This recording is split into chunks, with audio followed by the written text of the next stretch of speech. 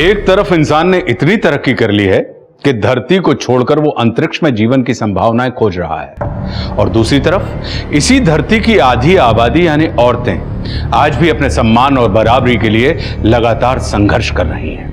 औरतें सुरक्षित रहें, सड़कों पर बिना किसी डर के आजादी के साथ घूमती रहें। इसके लिए अलग अलग देशों की सरकारें लगातार औरतों की सुरक्षा से संबंधित कानून बना रही हैं, पुराने कानूनों को और बेहतर कर रही हैं। इससे फर्क भी पड़ा है, लेकिन कहा जाता है कि भेड़ों को ज्यादा डर भेड़िए से नहीं बल्कि भेड़ की खाल में छिपे भेड़िए से होता है।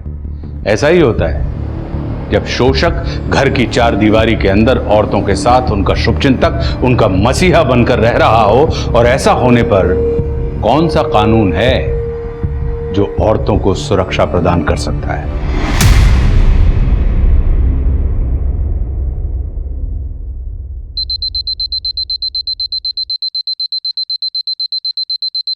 मिथिला, हम कर।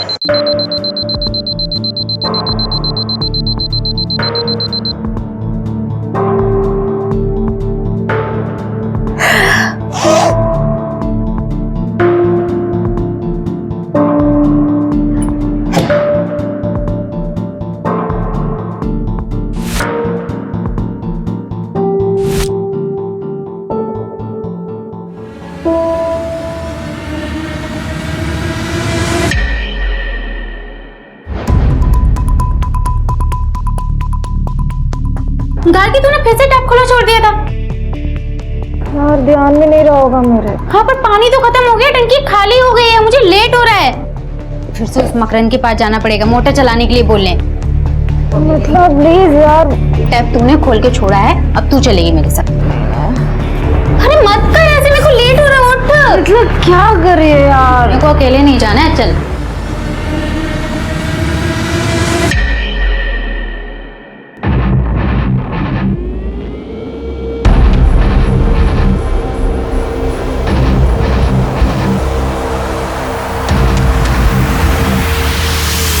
क्या है? क्या काम है? अंकल, हमारे वॉशरूम का टैप खुला रह गया था तो पानी खत्म हो गया। आप प्लीज 5 मिनट के लिए मोटर चला दीजिए। नल तुम लोगों ने खुला छोड़ दिया और तुम्हारे लिए मैं मोटर ऑन कर दूं। शाम को जब मोटर ऑन करूंगा ना, तब भर लेना पानी। जाओ यहाँ से। ओ अंकल, क्या शाम को? हाँ, हमें काम अभी है और आप कह रहे हो शाम को चलाओगे? देखिए, मेरे रूम की टंकी भी खाली हो गई है, जाइए मोटर चालू कीजिए। ठीक है ठीक है, 5 मिनट के लिए मोटर ऑन करूंगा। जिसको जितना पानी भरना है भर लो।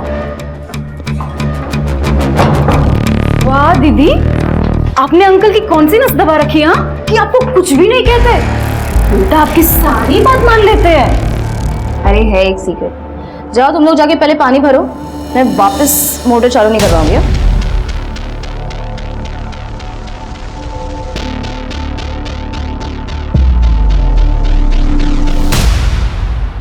हाँ अक्षिता,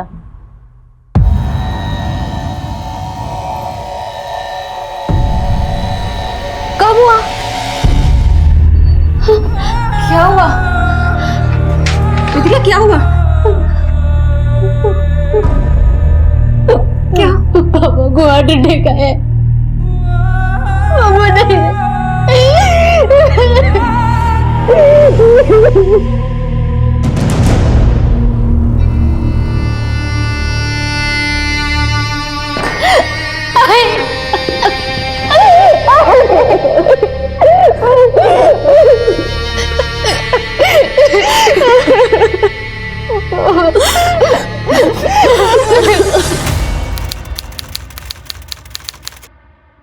और कोई रास्ता नहीं है मेरे पास। बाबा हम लोगों के लिए कोई भी सेविंग छोड़ के नहीं गए। मैं पढ़ाई करना भी चाहूंगी तो भी नहीं कर पाऊंगी।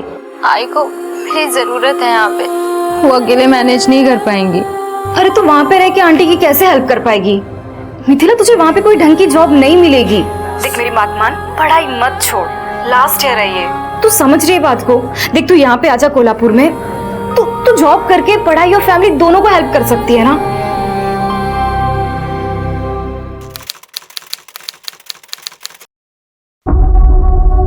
सुन मिथिला, तू ना टेंशन मत ले, मैं तुझे अपने एजेंट का नंबर देती हूँ, उसने मेरे लिए भी जॉब लगवाई थी, तेरे लिए भी कोई जॉब ढूंढ लेगा वो।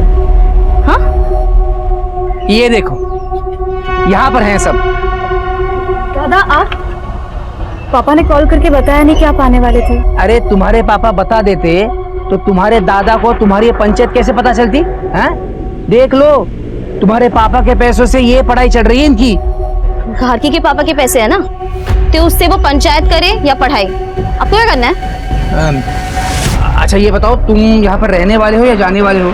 नहीं, वो कमरा तुम्हारे लिए साफ करना पड़ेगा मुझे। नहीं अंकल, इसकी कोई जरूरत नहीं है, मैं कुछ देर में चला जाऊंगा। हाँ ठीक है।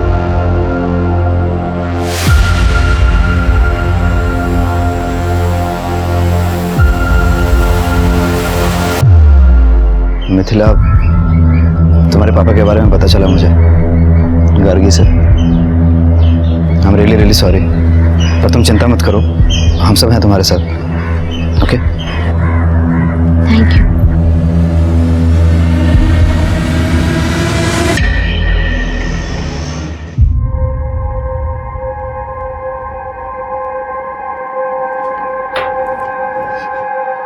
मिल गई जो?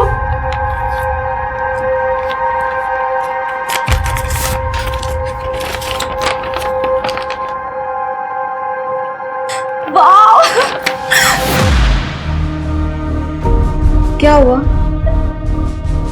तू खुश नहीं लग रही है? नहीं, खुश हूँ मैं।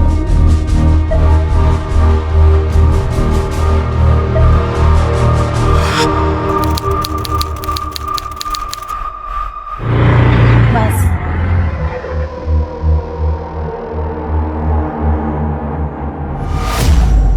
मैडम, आपका pocket. Thank you.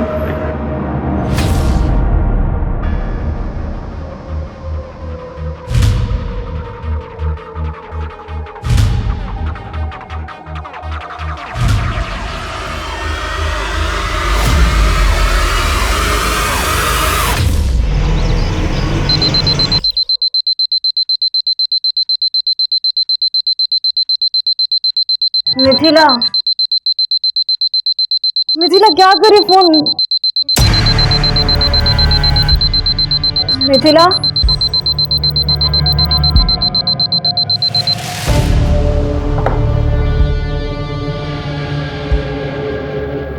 Mithila, Mithila,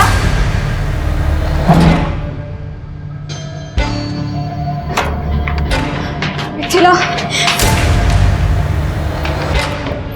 दीदी मिथिला को देखा क्या?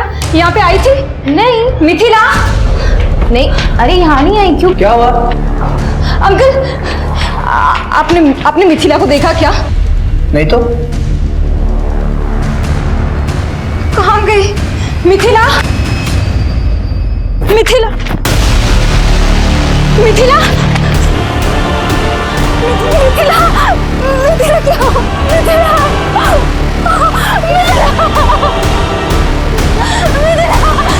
मिथिला,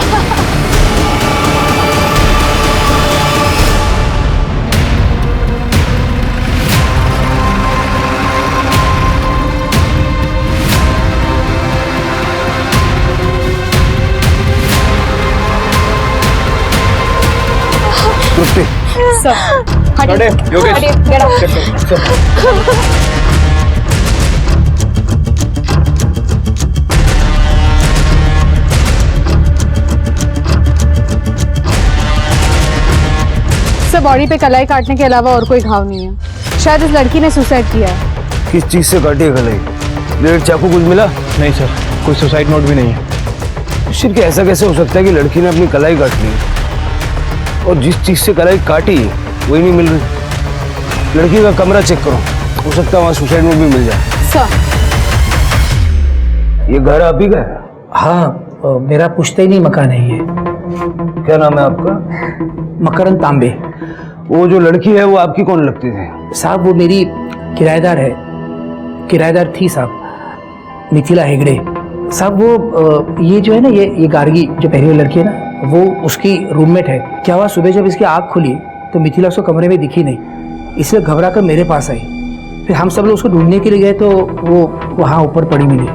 क्या कर रही थी वो ग्रेजुएशन करती थी साहब और साथ साथ नौकरी भी करती थी। ये सारी लड़कियाँ मेरी किराएदार है।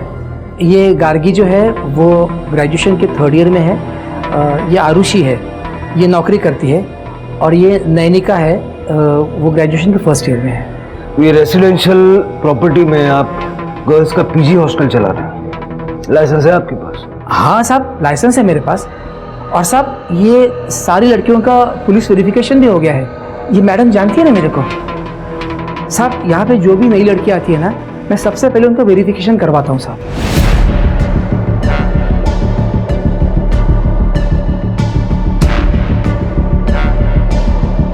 सीसीटीवी नहीं है? नहीं है साहब, पर लगवा लूंगा, जल्दी लगवा लूंगा। इन लड़कियों की सेफ्टी के लिए गार्ड तो रखा होगा आपने?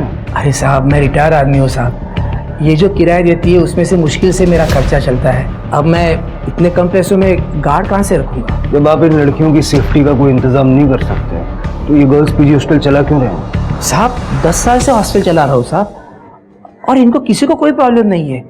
और इन लड़कियों के पास उनके अपने कमरे की चाबियाँ भी हैं। आपकी फैमिली में? मेरी बीवी की डेथ हो गई साहब, मेरे कोई बच्चे नहीं है, इसीलिए इतना बड़ा घर है तो मैं कमरे किराए पे देता हूँ।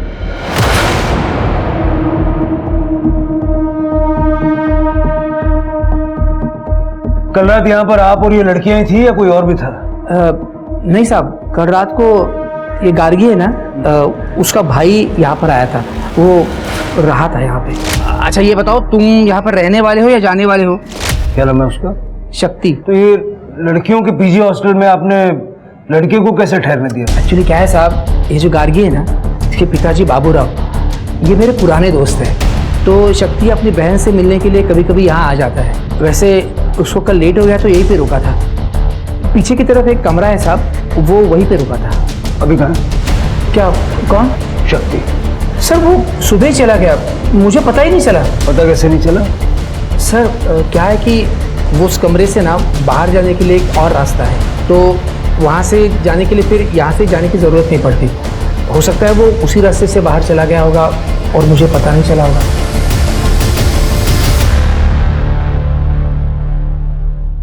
योगेश कुछ मिला? सर यहाँ पे कुछ नहीं है। चढ़ना ऊपर। Okay sir. चढ़ सकते हो? हाँ सर। आराम से आराम से।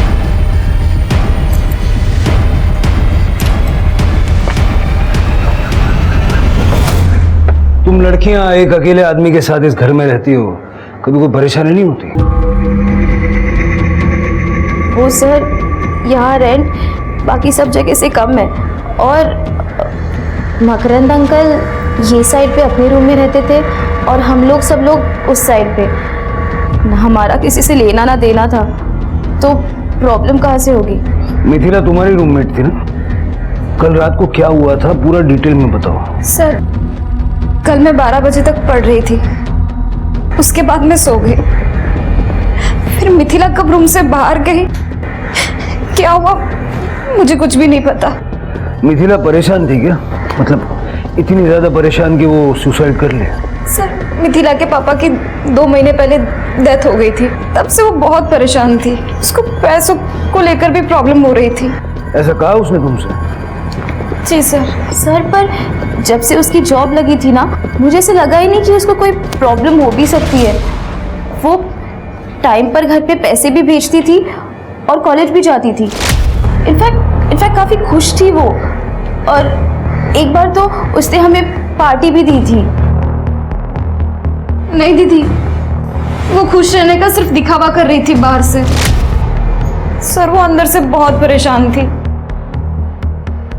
क्योंकि मैंने खुद कितनी बार मिथिला को रात को चुप चुप के से रोते हुए देखा है।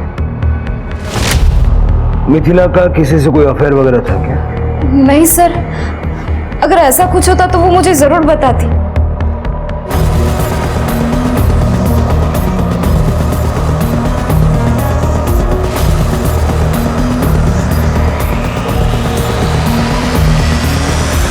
तुम्हारा भाई शक्ति यहाँ रुका हुआ था रात को, सुबह बिना तुमसे मिले चला गया।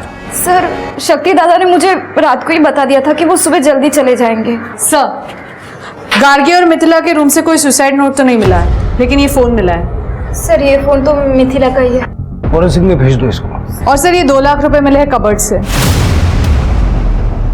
अभी थोड़ी देर पहले तुम बता रही थी कि उसके पिताजी का देहांत हो गया 2 महीने पहले और पैसों को लेके बहुत परेशान थी वो। अब अचानक से ये 2 लाख कहाँ से आ गए? सर मुझे नहीं पता है, मिथिला ने कभी मुझे इन पैसों के बारे में नहीं बताया। अपने भाई को फोन करके बुलाओ, बात करनी है उससे। जी सर।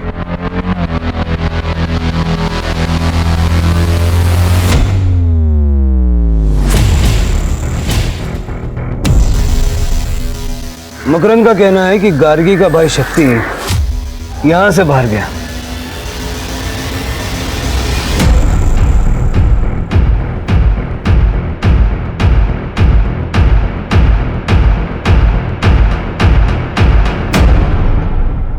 शिरके कहीं ऐसा तो नहीं है कि मिथिला का मर्डर करके सीन को सुसाइड में कन्वर्ट किया है?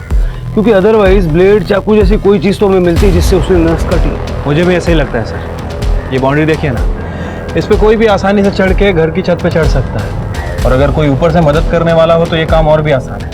हो सकता है कि आने वाला मिथिला का बॉयफ्रेंड हो या इन तीनों लड़कियों में से किसी एक का बॉयफ्रेंड हो। मिथिला और इन तीनों लड़कियों के साथ साथ मकरंद का सीडीआर भी निकलवाओ। पता करो कि इन चारों लड़कियों में आपस में बनती कैसे थी। इस मकरंद के साथ कोई मसला था क्या, या मोहल्ले का कोई मनचला मिथिला पे नजर रखे हुए था, उसे परेशान करता था क्या? और तृप्ति, सबसे पहले मिथिला के ऑफिस जाके जो 2 लाख हमें मिले हैं, पता करो वो पैसा ऑफिस का तो नहीं है। सर मैडम, ऑफिस के सारे पैसे की लेन देन मैं ही हैंडल करती हूँ। फिर मिथिला जैसी नई लड़की जो रिसेप्शनिस्ट हो उसे मैं 2 लाख रुपए क्यों दूंगी? आप चाहो तो हमारा लेजर चेक कर सकते हो मैडम, इसमें एक एक पैसे का हिसाब लिखा है। मिथिला को कोई प्रॉब्लम थी ऑफिस में? कोई लव अफेयर? ऑफिस में तो ऐसा कुछ भी नहीं था। फिर वो बाहर जाकर अपनी लाइफ में क्या करती थी, इसमें कंपनी का क्या लेना देना? घर जाने की इतनी क्या जल्दी थी कि सुबह 6 बजे निकल गए? तो सर मिथिला के सुसाइड से शक्ति का क्या लेना देना? इसे तो मैं ही भेजता था गार्गी से मिलने के लिए, वरना ये वहां क्यों जाता? कल भी मैंने ही भेजा था इसे। मैं बात कर रहा हूँ ना उससे। बैठ जाइए। मिथिला से बातचीत होती थी तुम्हारी? हाँ सर, जरूरत भर की बात होती थी। जरूरत भर की? कोई यारी दोस्ती, प्यार मोहब्बत? नहीं सर, गार्गी यहीं बैठी है, ऐसा कुछ नहीं था सर, आप उसे पूछ सकते हैं।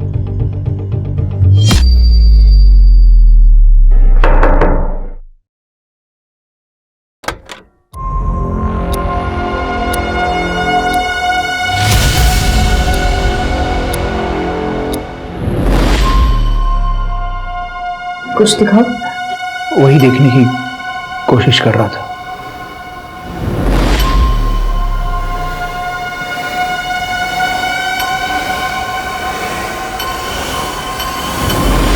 मिथिला 20,000 की सैलरी में जॉब कर रही थी, साथ साथ पढ़ाई कर रही थी और आपको भी पैसे भेज रही थी। उसकी जॉब लगे सिर्फ 2 महीने हुए थे, लेकिन उसके कबर्ड से हमें 2 लाख रुपया कैश मिला। उसके ऑफिस वाले ने दिए होंगे सर।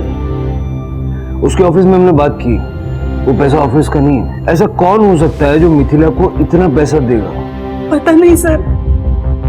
मिथिला की जिंदगी में कोई लड़का? वो यहाँ कोल्हापुर में रहती थी। अगर उसकी जिंदगी में कोई लड़का था भी तो हमें कैसे पता होगा? उसकी रूममेट है गार्गी। गार्गी से तो कोई परेशानी नहीं थी? नहीं सर, गार्गी तो उसकी बहन जैसी थी।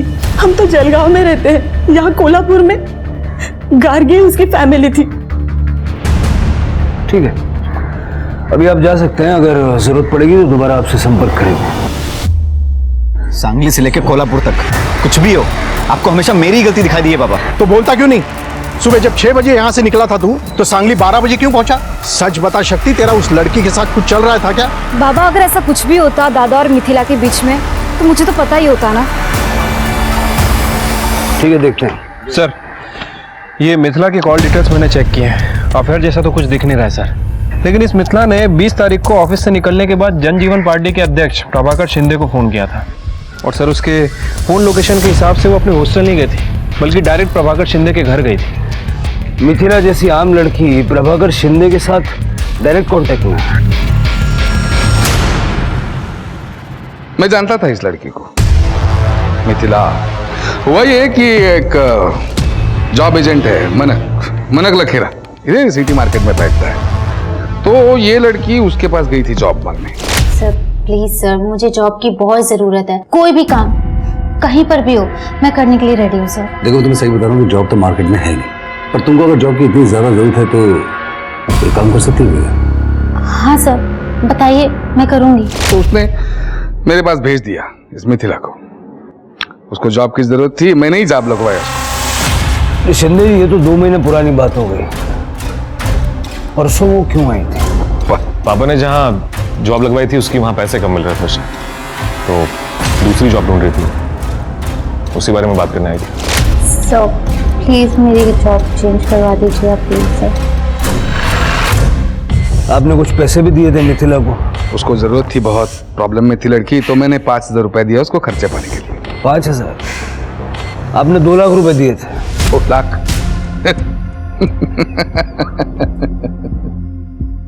क्या धवल, इतने पैसे है क्या आजकल पॉलिटिक्स में? सर ये आपकी नजरिए का प्रॉब्लम है। सच कहता हूं, ऐसे किसी को भी 2-2 लाख बांटने जितने पैसे नहीं है मेरे पास। मैं मान रहा हूं ना, मैंने 5,000 रुपए दिए उसको, उसके ऊपर एक पैसा नहीं दिया। सर मिथिला ने मुझसे बात की थी। एक्चुअली क्या है कि वो जॉब बदलना चाहती थी और मार्केट की हालत इतनी खराब थी कि मैं चाहकर भी उसकी मदद कर नहीं सकता था। पर मैंने उसको ये कहा था कि तुम जो भी जॉब कर रही हो उसको कंटिन्यू रखो और जैसी कोई नई जॉब आएगी मैं तुम्हें दे दूंगा। पता नहीं उसकी वजह से मुझे कॉल नहीं किया।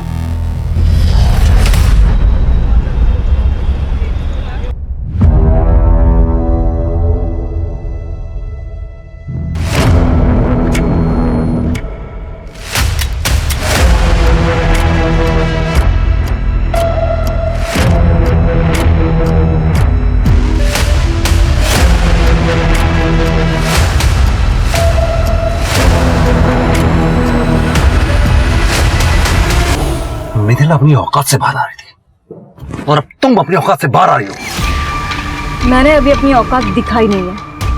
अगर औकात दिखा दी तो बर्बाद हो जाओगे। धमकी दे रही हो मुझे? धमकी ही समझ लो, क्योंकि सीधी बात तो तुमको समझ में आएगी नहीं।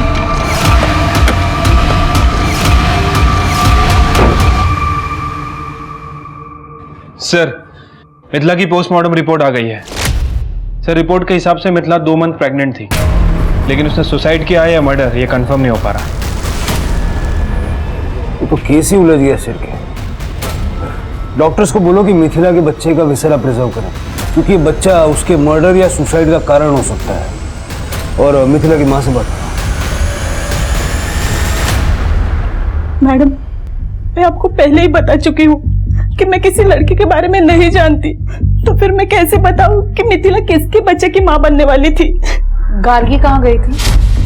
पता नहीं मैडम, हमारी सो के उठने से पहले ही वो रूम से कहीं चली गई थी। हमें नहीं पता गार्गी कहाँ है, और इनफैक्ट मिथिला की प्रेगनेंसी की बात भी हमारे लिए बहुत ज़्यादा शॉकिंग थी। तृप्ति, ये गार्गी का फोन तो बंद आ रहा है।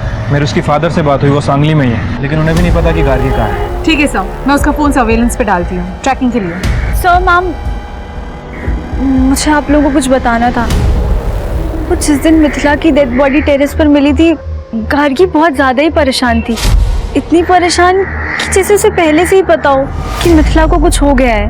कहना क्या चाहती हैं आप? सर मैं बस इतना कहना चाहती हूँ कि मिथिला की डेथ के बाद से गार्गी बहुत ज़्यादा अजीब बिहेव कर रही है।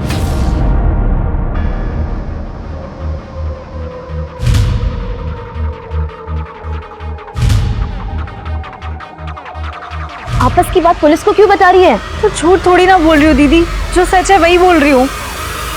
अपने अपने घरों से दूर रहकर पढ़ाई कर रही 2 रूममेट्स मिथिला और गार्गी के जीवन में कुछ तो बेहद संदेहास्पद चल रहा था। मिथिला की सीक्रेट प्रेगनेंसी उसकी हत्या या आत्महत्या के कंफ्यूजन को और ज्यादा बढ़ावा दे रही थी, जिसके बारे में किसी को नहीं पता था। जिसे पता हो सकता था वो थी गार्गी, और गार्गी अचानक गायब हो गई थी। सवाल कई थे जिनके जवाब पुलिस को ढूंढने थे, और शुरुआत उन्होंने गार्गी को ढूंढने से की। गार्गी मिली भी, मगर पुलिस को अपने सवालों के जवाब नहीं मिले, बल्कि उनके सवालों की फहरिस्त और ज्यादा लंबी होती चली गई।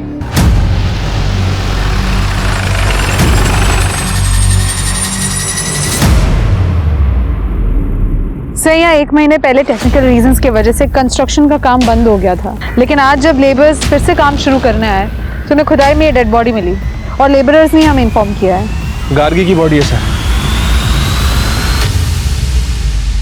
पहले मिथिला और अब आपकी बेटी गार्गी, दोनों का इस तरह से मारा जाना इत्तेफाक तो नहीं हो सकता। पॉसिबल है कि गार्गी को मिथिला के बारे में या उसकी मौत के बारे में कुछ ऐसा पता था जो मिथिला का किलर नहीं चाहता था कि गार्गी सबको बताए, और इसीलिए उसने गार्गी को मार दिया। सर आखिर गार्गी मिथिला के बारे में ऐसा क्या जानती होगी? शायद मिथिला के होने वाले बच्चे के पिता का नाम। क्या मिथिला प्रेग्नेंट थी? 2 महीने से। क्यों, तुम्हें कॉन्फिडेंस था कि मिथिला कभी प्रेग्नेंट नहीं होगी? सर ऐसा कुछ नहीं है सर, अब मुझ पे फालतू में शक कर रहे हैं। अगर फालतू में शक कर रहे हैं तो डीएनए टेस्ट कराने में कोई प्रॉब्लम तो नहीं होगा तुम्हें?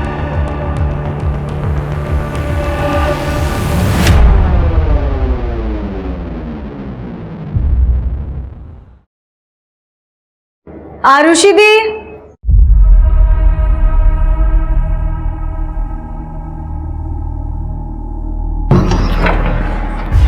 दीदी आप यहाँ पे क्या कर रहे हो? वो मैं रेंट देने आई थी। पर आप तो ऑनलाइन पे करते हो ना?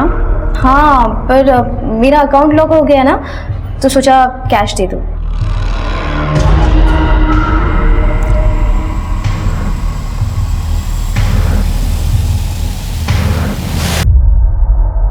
सर, गार्गी की मौत गला घोटने की वजह से हुई है। 24 से 25 जनवरी की रात 2 से 5 बजे के बीच, जिस रात गार्गी हॉस्टल से गायब हुई थी। सर, मैंने गार्गी के फ़ोन लोकेशन और कॉल डिटेल्स चेक की है। एक इम्पॉर्टेंट बात सामने आई है सर। इनके हिसाब से गार्गी भी प्रभाकर शिंदे के यहाँ गई थी 25 तारीख को रात में 1 बजे।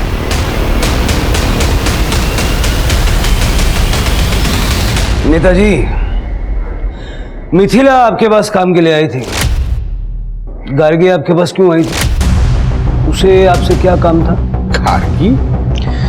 गार्गी को नेताजी से काम नहीं था, बल्कि नेताजी को गार्गी से काम था। नेताजी गार्गी के साथ कुछ डील करने वाले थे जो हो नहीं पाया। क्यों? ये कौन सी डील की बात कर रहे हैं? मिथिला के बच्चे का नाम ना बताने की डील, जो बच्चा आपका था। पाटिल, औकात में रहकर बात करो। 2 मिनट नहीं लगेगा आप सबकी वर्दी उतरवाने में। तो उस के मैंने बोला था नेताजी हैं, ऐसे काबू में नहीं आएंगे वो। दे दो इनको, दे दो। लीजिए, ये कोर्ट का ऑर्डर है आपके डीएनए टेस्ट का।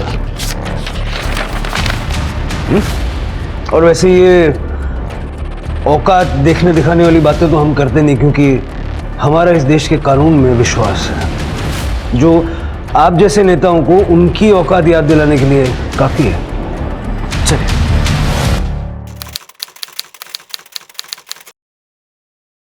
सर, मिथिला के बच्चे का डीएनए शक्ति से मैच नहीं कर रहा है, लेकिन प्रभाकर शिंदे से 50% मैच कर रहा है। प्रभाकर शिंदे का ब्लड रिलेटिव, यानी उसका बेटा धवल शिंदे। सर, मेरा कोई अफेयर नहीं था मिथिला के साथ। मैंने तो उसे पापा के साथ देख लिया था सोते हुए। नशे में था सर मैं। इतनी खूबसूरत लड़की को देख के दिमाग खराब हो गया था मेरा। और उसके बाद जब वो घर से निकली तो पीछा किया उसका मैंने। सर, उसके बाद इस लड़की से मैं मिला तक नहीं हूं। मुझे तो पता भी नहीं था सर कि ये प्रेग्नेंट है। मेरा छोड़िए सर, उसे खुद नहीं पता था कि वो बच्चा किसका है, पापा का, मेरा या वो मनक का। वो जॉब एजेंट? हाँ सर। सर एक्चुअली मिथिला को नौकरी की जरूरत थी और मंत्री जी को मिथिला जैसी खूबसूरत लड़कियों की जरूरत थी। बस इसीलिए मैं मिथिला को मंत्री जी के पास लेकर गया था। हम जैसे नेता जनता की सेवा के लिए तो है। बस एक ही सवाल है कि सेवा के बदले आप मेवा क्या देती हो? सब मैं क्या दे सकती हूँ आपको?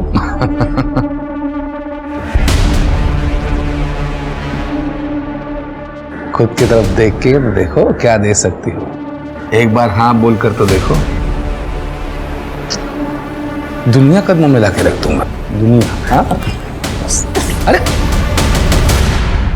मिथिला अच्छी लड़की, लेकिन सर उसको पैसों की जरूरत थी। इसी वो दिन भाग जरूर गई, लेकिन 2 दिन के बाद फिर मेरे ऑफिस में वो आई थी। सर प्लीज मुझे एक बार मंत्री जी से मिलवा दीजिए। अब मैं इस बार नहीं भागूंगी सर। सर मुझे जॉब की बहुत जरूरत है। तुम भागोगी या नहीं भागोगी ये तो अब मुझे टेस्ट करना पड़ेगा।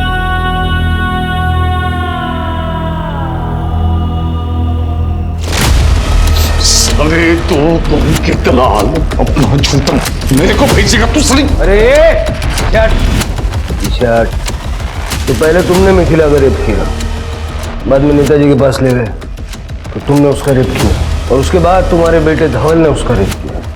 जब वो प्रेग्नेंट हो गई तो तुम्हारे पास आई। बाप की थाली में मुंह मारेगा तू, और वो भी अकल नहीं है। पापा वो नादानी में हो गया। अब मंत्री जी इस लड़की का क्या करना है? बच्चा है पेट में तो गिरा दो। 2 लाख रुपए। पर मैं अबॉर्शन नहीं कराऊंगी। अबॉर्शन कराना पाप होता है। सर मिथिला तो एबॉर्शन के लिए मान ही नहीं रही थी। मैंने जैसे तैसे उसको मनाया, पता नहीं उस रात को जाके उसने सुसाइड क्यों कर लिया, मैं समझ नहीं पाया। मिथिला ने सुसाइड नहीं किया और ना ही वो कभी एबॉर्शन के लिए मानी थी। तुम लोगों ने उसे मार के सुसाइड का सीन क्रिएट किया। नहीं सर, मैं एक्चुअली अगले दिन एबॉर्शन के लिए उसके साथ जाने वाला था। उस वक्त उसने सुसाइड किया या उसका मर्डर हो गया ये मुझे सच में नहीं पता है। गार्गी को उसने सब बता दिया था ना तुम लोगों के बारे में? बताया था सर। फिर गार्गी ने हमें क्यों नहीं बताया? वो आपको क्यों बताती सर?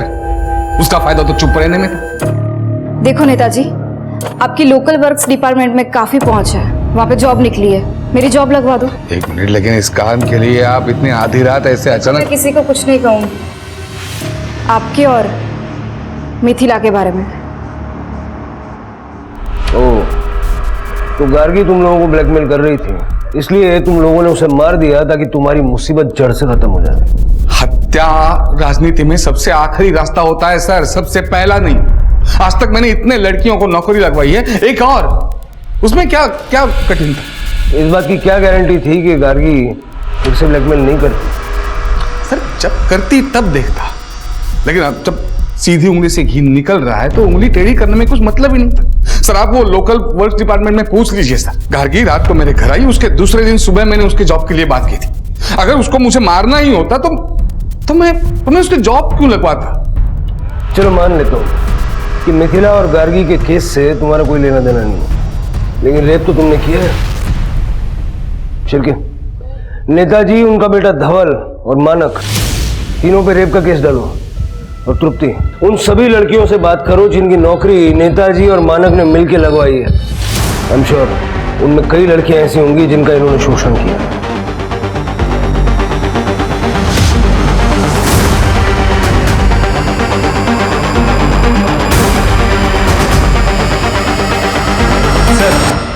ये प्रभाकर सही कह रहा था। इसने एक लोकल वर्क डिपार्टमेंट में गार्गी की जॉब के लिए बात भी की थी सर, लेकिन जनवरी 22, 23, 24 प्रभाकर, उसका बेटा धवल और वो जॉब एजेंट मानक, इन तीनों की फोन की लोकेशन ना तो मिथिला के हॉस्टल के पास की है और ना ही उस कंस्ट्रक्शन साइट की जहां में गार्गी की डेड बॉडी मिली। इन दोनों केसेस को फिर से खंगालो शिट। हो सकता है किसी ने इस बात का फायदा उठा के गार्गी और मिथिला का मर्डर किया है कि ये दोनों इन चक्करों में उलझी हुई है और पुलिस दूसरी बातों पर ध्यान नहीं देगी। ठीक है सर। सर मैं तो 6 महीने से ज्यादा नहीं रह पाई मकरंद अंकल के पीजी में। वो लड़कियों को ना ऐसे घूरते थे जैसे खा ही जाएंगे। वहाँ तो सिर्फ आरुषि ही रह सकती थी और वो अभी भी वहीं रह रही है। आरुषि? Yes madam. वैसे तो मकरंद अंकल सब लड़कियों पर बहुत हावी रहते थे, लेकिन आरुषि को वो कुछ बोल ही नहीं पाते थे। लगता है डरते थे वो उससे। सर ये मकरंद कैरेक्टर का ढीला आदमी है। इस रीजन की वजह से मकरंद के पीजी में कोई लड़कियां ज्यादा दिन तक रुक नहीं पाती थी। लेकिन सर ये आरुषि पिछले 3 साल से मकरंद के पीजी में रह रही है। और सर मकरंद के पीजी में जितनी भी लड़कियां हैं सभी का कहना है कि मकरंद आरुषि से डरता है। और मैंने मकरंद के बैंक स्टेटमेंट भी चेक किए हैं सर। सभी लड़कियों ने पीजी का रेगुलर रेंट उस पर ट्रांसफर किया है, लेकिन आरुषि का कोई भी रिकॉर्ड नहीं है। मतलब ये आरुषि रेंट नहीं दे रही? सर सिर्फ आरुषि ही नहीं, आरुषि की रूममेट नैनिका जो मकरंद के पीजी में 4 महीने पहले शिफ्ट हुई है, उसने भी सिर्फ मकरंद को 1 महीने का रेंट दिया है। उसके बाद उसने भी मकरंद को रेंट देना बंद कर दिया है। सर आरुषि दी ने बोला था कि मैं उन्हें अपना रेंट दे दिया करूँ, तो फिर अपना रेंट मिलाकर मकरंद अंकल को पे कर दिया करेंगी। तो मैं वही करती थी, मैं हर महीने अपने हिस्से का रेंट आरुषि दी को दे दिया करती थी। नैनिका, तुम्हें पता है आरुषि ने पिछले 3 साल से रेंट का 1 रुपया भी नहीं दिया है। इनफैक्ट वो तुम्हारे पैसे भी अपने पास रख रही थी। नहीं सर, मैं अपना और नैनिका का रेंट मकरंद अंकल को कैश में देती थी। अगर रेंट कैश में देती थी तो मकरंद कोई रिसीट वगैरह देता होगा ना, दिखा दो। सर इतने दिन से हम वहाँ रह रहे थे, इतना भरोसा तो था अंकल पे। कितना रेंट है तुम्हारा? 6000। तो ये 6000 तुम घर पे तो छापती नहीं होगी ना, बैंक से विड्रॉ करती होगी। अपना बैंक का स्टेटमेंट दे दो। वो सर साफ साफ बताओ, तुम्हारे और मकरंद के बीच क्या चल रहा था जो वो तुमसे रेंट नहीं ले रहा था? चक्कर चल रहा था आरुषि दी का मकरंद अंकल के साथ, ऐसा सारी पीजी की लड़कियां बोलती थी। सर चक्कर तो उस नैनिका का चल रहा था गार्गी के भाई शक्ति के साथ। सर ये बात सच है कि मैं शक्ति को पसंद करती थी, लेकिन वो एक नंबर का कमीना है। अगर मेरा बस चले ना तो मैं उसका मुंह नोच लूं। क्यों?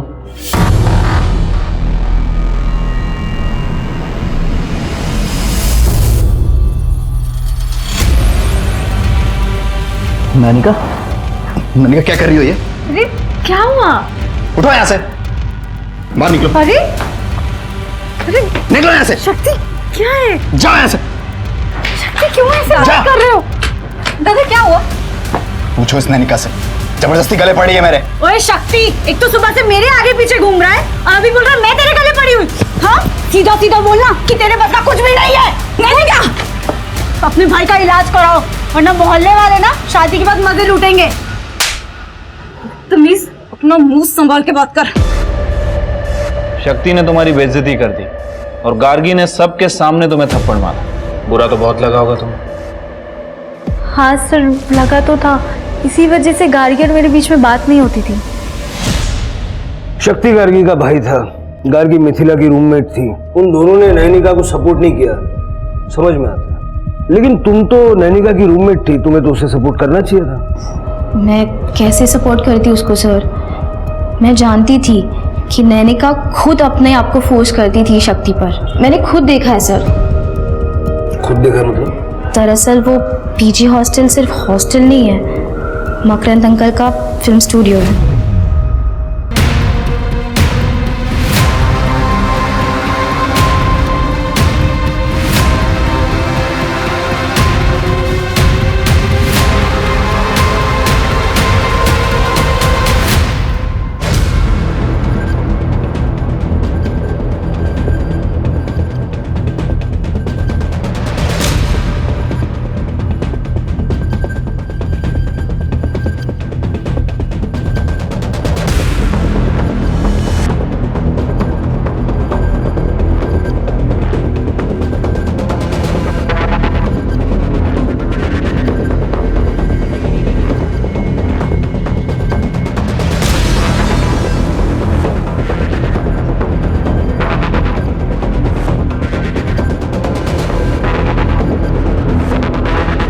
इधर आ। ये क्या है? ये पीजी के नाम पे फिल्म स्टूडियो चला रहा था क्या? हाँ? और जब आरुषि को पता चल गया तो वो किसी को बता ना दे, इसलिए बिना रेंट के उसे रहने दिया। हाँ, बेटी की उम्र की लड़कियों के साथ ये कर रहा था। जब मिथिला और गार्गी को पता चल गया तो तेरी पोल ना खुल जाए, इसलिए दोनों को मार दिया। साहब मिथिला ने सुसाइड किया है, आप फुटेज में देख लो।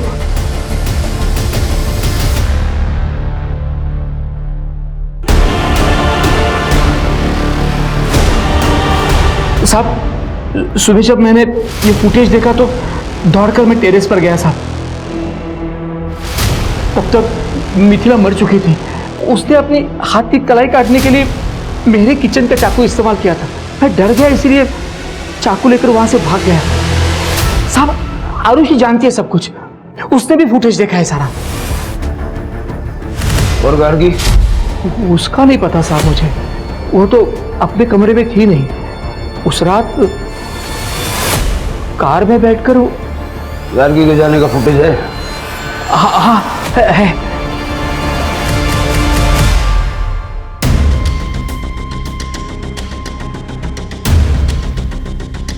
साहब मैंने कुछ नहीं किया, मैंने सब पता करवाओ ये गाड़ी किसकी है।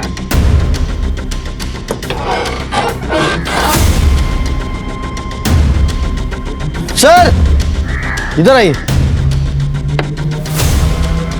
ये देखिए सर, इन औजारों में लगी मिट्टी को लैब में टेस्टिंग के लिए भेजो, और कंस्ट्रक्शन साइट की मिट्टी से ये मिट्टी मैच होती है। देखो मेहमान आ गए क्या थाने?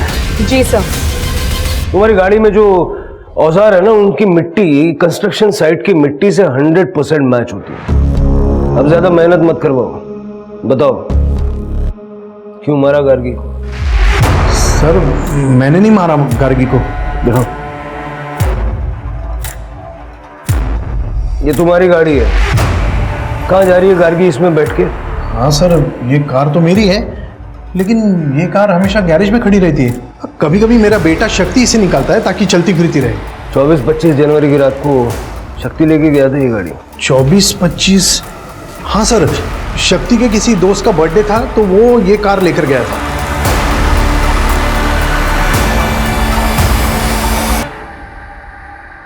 मेरे पास कोई नौकरी नहीं थी तो पापा मुझे निकम्मा समझते थे। कुछ कमाने के बारे में सोचना, मुफ्त की रोटियां मत तोड़ना। यहाँ सोच जरा, पता नहीं कब सुधरेगा ये।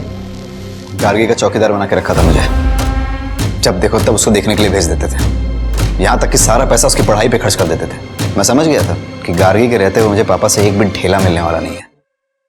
गार्गी को रास्ते से हटाना बहुत जरूरी था। सबसे पहले मैंने गार्गी की लाश को डंप करने की जगह ढूंढी, फिर उसे बुरा दिखाने के लिए मैंने गार्गी और नैनिका में झगड़ा करवाया। अपने भाई का इलाज कराओ, वरना मोहल्ले वाले ना शादी के बाद मजे लूटेंगे। तमीज, अपना मुंह संभाल के बात कर। मेरी प्लानिंग हो चुकी थी। गार्गी को मिथिला ने अपनी प्रेगनेंसी और रेप के बारे में बताया। तब मैं हॉस्टल में ही था, गार्गी ने मुझे बताया। वो तो पुलिस में जाने वाली थी। फिर मैंने उसे ब्लैकमेल करके लोकल वर्क्स डिपार्टमेंट में काम लेने का सपना दिखाया, लेकिन फिर उसी रात मिथिला ने सुसाइड कर लिया। मुझे लगा गार्गी पुलिस को सब बता देगी, लेकिन जॉब की वजह से उसने पुलिस को कुछ नहीं बताया, और यही तो मुझे चाहिए था। क्या चाहिए? सर, मिथिला के केस में आपको प्रभाकर के बारे में पता चला। गार्गी प्रभाकर को ब्लैकमेल कर रही है, ये पता चला तो पुलिस का सारा डाउट तो प्रभाकर के ऊपर जाएगा, मेरे ऊपर किसी का ध्यान ही नहीं जाएगा। मेरी प्लानिंग के हिसाब से मैं गार्गी को प्रभाकर के पास ले गया। गार्गी ने प्रभाकर को ब्लैकमेल किया, फिर मैं गार्गी को एक सुनसान जगह पर लेके गया। क्या हुआ भाई? पीछे से कुछ आवाज आ रही है, तुम बैठो मैं देखता हूँ।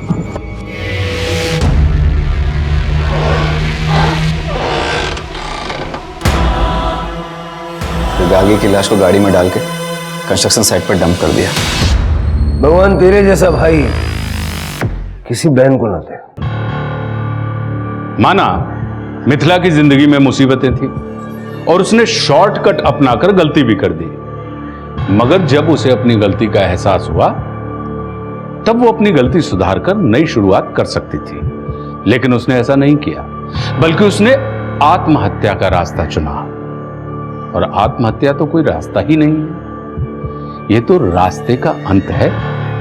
ये बात मिथिला को समझ में नहीं आई। अब शक्ति के बारे में क्या कहें? शक्ति खुद काबिल नहीं था, इसलिए अपनी बहन गार्गी की काबिलियत उसकी आंखों में खटकती थी।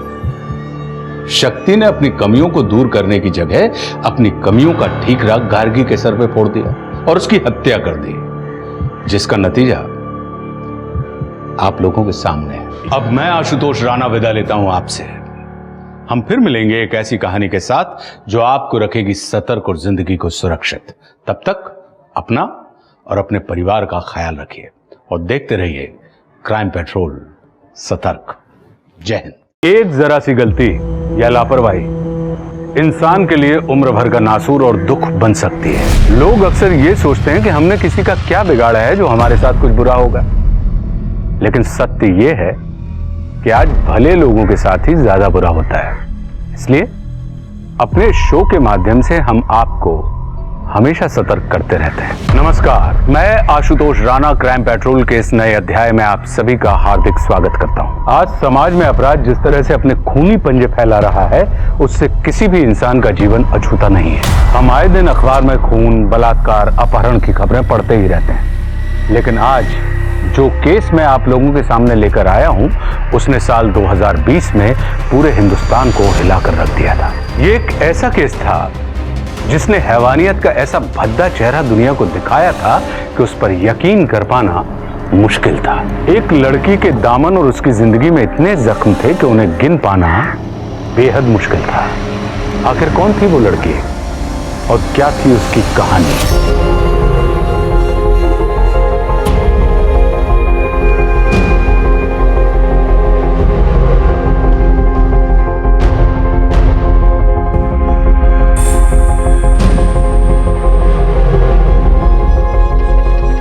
ऑयल पेंट पेंटिंग का सबसे अच्छा मीडियम लगता है मुझे, लेकिन इसे सूखने में समय लग सकता है। अब अच्छी चीज के लिए इंतजार तो करना पड़ता है ना? तो चलो इंतजार करते हैं।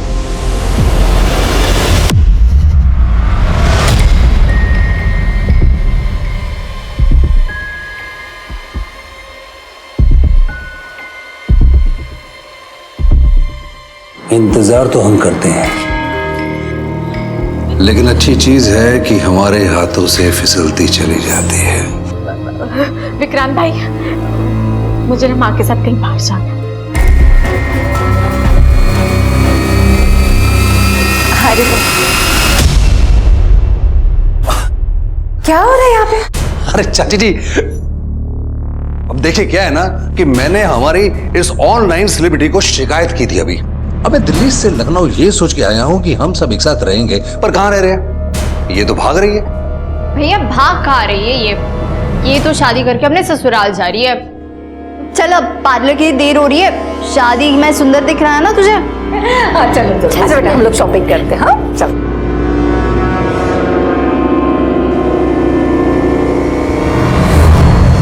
सर मैं गाड़ी की पूरी डिटेल्स आपको दे देता हूँ। ये मेरी होने वाली बहू है, इस कार की असली ओनर। तो इसे समझाइएगा ना, तुम्हें जो भी महंगी से महंगी कार पसंद है ना वही लेना, इस नालायक की मत सुनना। क्या पापा, आप भी कम से कम होने वाली वाइफ के सामने तो मेरी इंसल्ट मत करिए। अरे तुम्हारी होगी तब होगी, लेकिन हमने तो इसे अभी से दिल से अपना मान लिया है। अरे क्या दो दो पंखा चला रखा, एसी भी चल रहा है, और तुम किचन से आई हो तो कम से कम लाइट तो ऑफ कर देती। जानती हो पिछली बार 2000 बिजली का बिल आया था, अब मुझे ही करना पड़ता है। अबे 1000-2000 जोड़कर आप अपना बिजनेस तो नहीं ना बचा पाएंगे। इतनी लेनदारी चढ़ी है सर के ऊपर, आग लगे ऐसे सीमेंट के बिजनेस को बंद कर दीजिए इसे। लाखों कमा कर दिया इस बिजनेस ने, चिंता मत करो, सब ठीक हो जाएगा। कैसे ठीक होगा?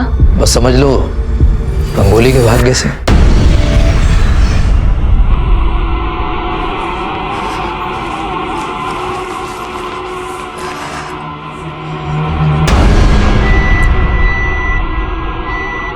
मयंक, अब मुझे ना मार्केट जाना है, तुम ऑफिस से आते वक्त मुझे लेने आ सकते हो क्या? हाँ हाँ श्योर।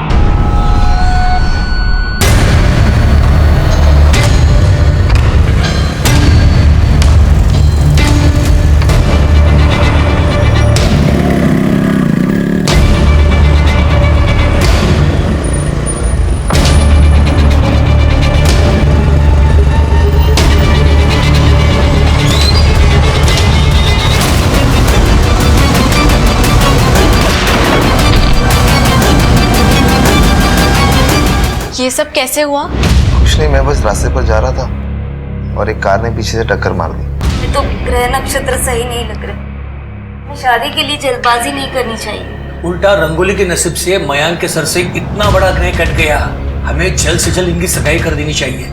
मैं तो कहता हूँ अगले हफ्ते ही सगाई कर देते हैं।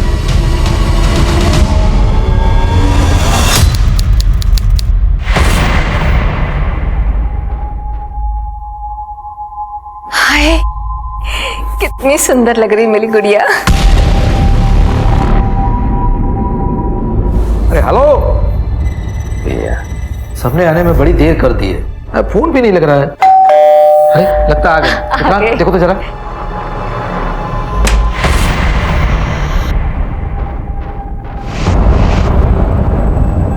मिस रंगोली, आपको हमारे साथ चलना होगा, आपके खिलाफ एक कंप्लेंट आई है। क्या बकवास कर रहे हैं आप? कैसी कंप्लेंट? मयंक सिंह की किडनैपिंग की।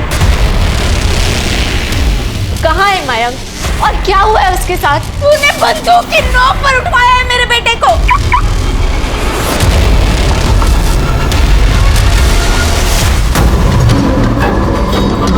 ओए,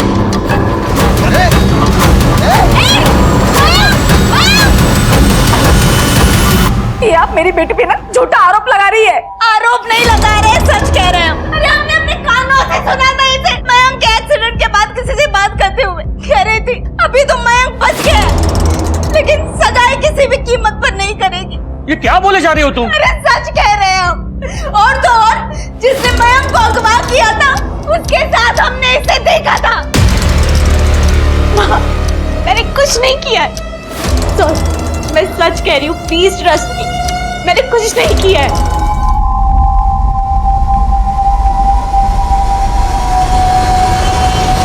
सर, मैंने मयंक के फोन के कॉल रिकॉर्ड्स और लोकेशन डिटेल्स दोनों चेक किए। मयंक की मां ने कहा था कि 8 अगस्त की शाम को रंगोली ने उसके घर से किसी को फोन किया था, जबकि कॉल रिकॉर्ड्स के हिसाब से उस दिन उस एरिया से रंगोली ने किसी को भी फोन नहीं किया था और न ही वहां उसके पास किसी और का फोन आया था। मैं रंगोली का वकील महेश नाथ। ये रंगोली के फ़ोन कॉल्स के रिकॉर्ड, आई एम श्योर आपको मालूम पड़ चुका होगा अब तक कि रंगोली ने मयंक के घर से किसी को कोई कॉल नहीं किया था। ये हैं रंगोली के बेल के पेपर्स।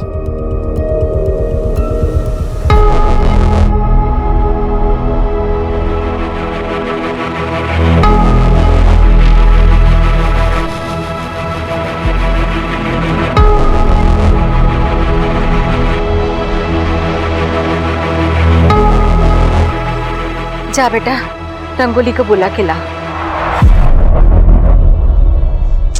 अरे सोमू, वो कभी चांद निकल आया।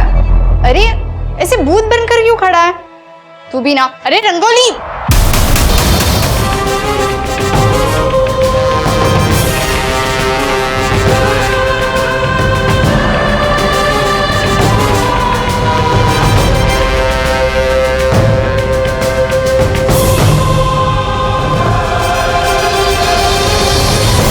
मुझे नहीं लगता इसने उस लड़के का किडनैप कराया होगा, नहीं तो खुद सुसाइड क्यों करती? ये भी तो हो सकता है कि इसी ने लड़के का किडनैप किया और हमारे डर से सुसाइड कर लिया।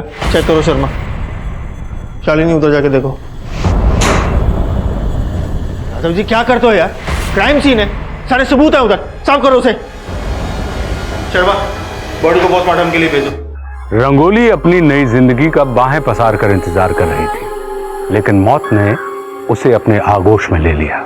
और दूसरी तरफ पुलिस, उसे मयंक के बारे में अब भी कुछ पता नहीं चल पाया था। पुलिस ने रंगोली की मौत को आत्महत्या करार दिया, लेकिन रंगोली के ऑनलाइन फॉलोअर्स ने इस बात को मानने से इनकार कर दिया। सब बेकार की बात है।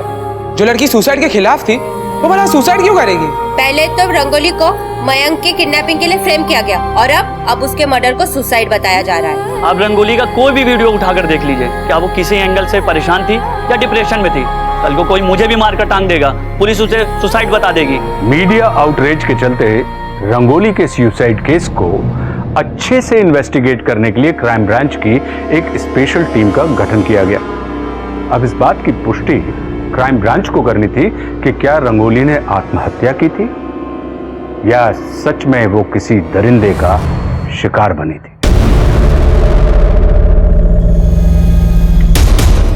मैम, मैं ASI योगिता कुमारी। ये कुछ रॉबरी के केसेस हैं और ये मैम ईव टीजिंग के, और मैम ये एक मर्डर केस है। किसका मर्डर? आशा शुक्ला।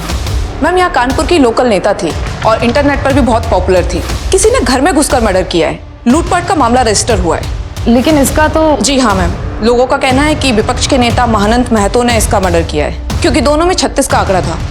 मैम, आशा शुक्ला के 2 बेटे हैं जो कि उसके पार्टी के काम में उसका हाथ बटाते हैं, और पति है उसका उसके काम से कोई ज्यादा लेना देना नहीं है। मुझे इस केस की सारी डिटेल्स चाहिए। बहुत पुरानी कहावत है, great power comes with great responsibility. कितना बड़ा एक्टर था, उसने सुसाइड करने से पहले अपने बारे में नहीं, कम से कम अपने फैंस के बारे में तो सोचना चाहिए था। दुनिया में हर किसी की लाइफ में प्रॉब्लम्स होती हैं। इसका ये मतलब तो नहीं कि हम सब सुसाइड कर लें, नहीं। जिंदगी में बहुत मुश्किलें आएंगी, पर उसका डटकर सामना करना ही बेहतर है। रंगोली इस वीडियो में डिप्रेस तो नहीं लग रही है, इंट्रोवर्ट जरूर लग रही है। आप लोगों ने अपनी इन्वेस्टिगेशन ठीक से तो की थी ना? जी सर। सर, रंगोली के ऊपर अपने होने वाले पति की किडनैपिंग का शक था। वो केस फाइल में अच्छी तरह से पढ़ चुका, आगे बताइए। हाँ तो बस सर, रंगोली ने मयंक की किडनैपिंग से परेशान होकर सुसाइड किया होगा, या फिर हम दोबारा उसे अंदर कर देंगे इस बात से परेशान होकर सुसाइड किया होगा। मयंक के बारे में पता चला? सर कुछ पता नहीं चला, लेकिन सर हमने उसके सारे रिकॉर्ड चेक किए। सब क्लीन है, दुश्मनी जैसा भी कोई क्लू नहीं मिला। सर उसके पिता रमाकांत, उनका सीमेंट का बिजनेस है, काफी पैसे वाले लोग हैं सर। रंगोली की पोस्टमार्टम किसने की थी? सर मैंने पोस्टमार्टम किया था, सुसाइड था और बॉडी पे कोई इंजरी मार्क्स या कोई स्ट्रगल के निशान भी नहीं मिले थे। गले की हड्डी टूटने की वजह से उनकी मौत हुई थी। सर रंगोली के फॉलोअर्स भी ना एक सुसाइड केस को मर्डर केस बनाने पे तुले हुए हैं।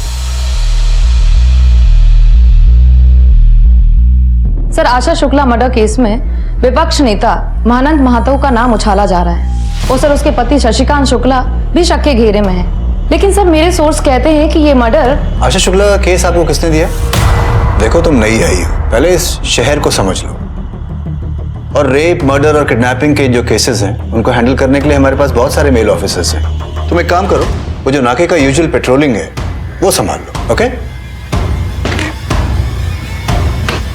आई एम सॉरी मैम, यहाँ पर फीमेल ऑफिसर को सीरियस केस नहीं देते। लेकिन तुम तो रेडी हो ना सीरियस केस लेने के लिए? बिहार के सिवान में एक मर्डर हुआ था शंभू प्रधान का, उस केस की स्टडी करो। मुझे लगता है कि कहीं ना कहीं आशा शुक्ला के मर्डर केस के तार इस केस से जुड़े हुए हैं।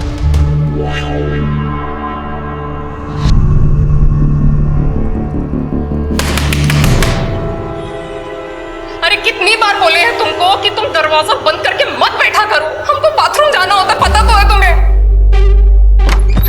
हर बात पे काटने को दौड़ना जरूरी होता है क्या? हम काटने को दौड़ रहे हैं? 4 साल मंदिर में माथा टीके है ना, तब जाके गोद भरी है हमारी। तुमको कोई शर्म वरम तो है नहीं, ये नहीं कि बीवी है तो थोड़ा ख्याल ही कर लो।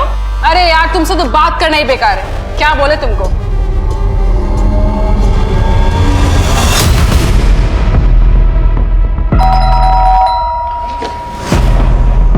आप कौन? Crime branch.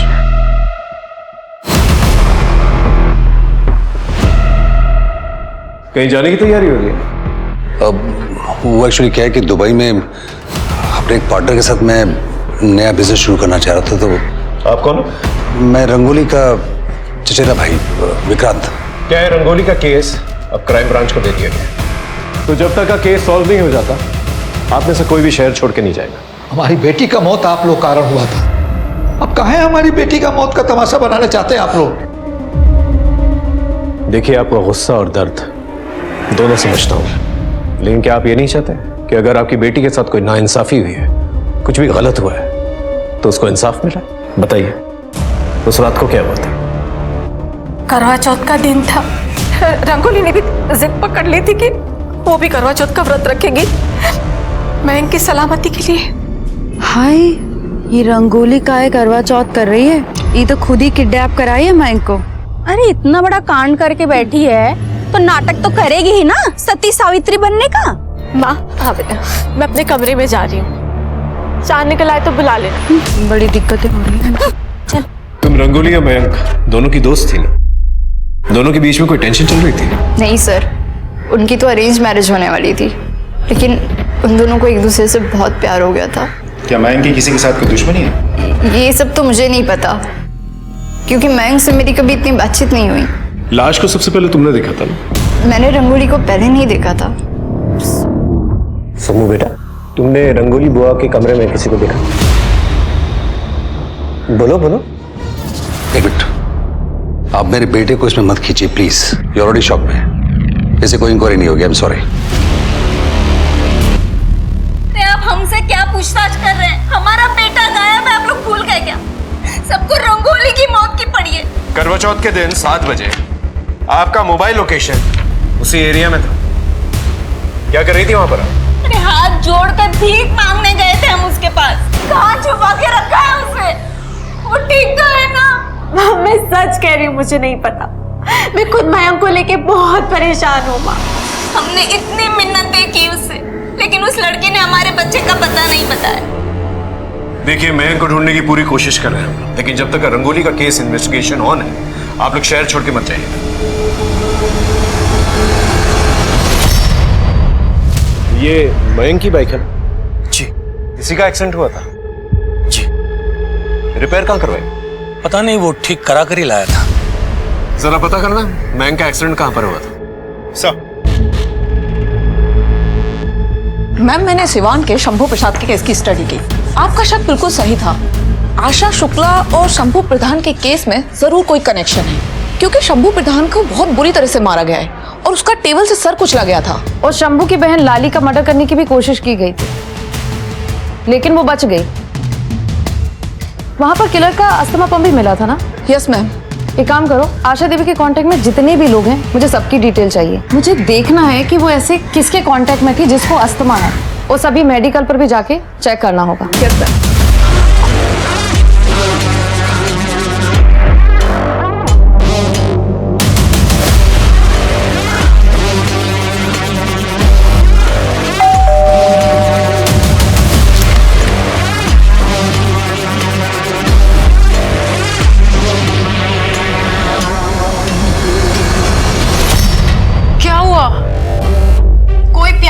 तुम्हें हमसे 6 महीने हो गए हमारी शादी को और अभी तक तुम्हारा टूर नहीं खत्म हो रहा। तो मुझे भी तुमसे दूर रहकर कहाँ मजा आता है। सर, जिस दिन मयंक का एक्सीडेंट हुआ था ये उसी दिन की फुटेज है। ये देखिए सर, ये पहली फुटेज है। इस फुटेज में मयंक बाइक चला रहा है। दूसरी फुटेज, इस फुटेज में मयंक बाइक नहीं चला रहा है, वो घसीट के लेके जा रहा है। और कपड़े देखिए सर, खून लगा हुआ है, मतलब तब तक एक्सीडेंट हो चुका होगा। तीसरी फुटेज, इस फुटेज में मयंक दोबारा बाइक चला रहा है, मतलब रास्ते में कहीं उसने अपनी बाइक ठीक करवा ली होगी। जरा पता करना है इस एरिया में मयंक ने कहां पर बाइक बनवाई।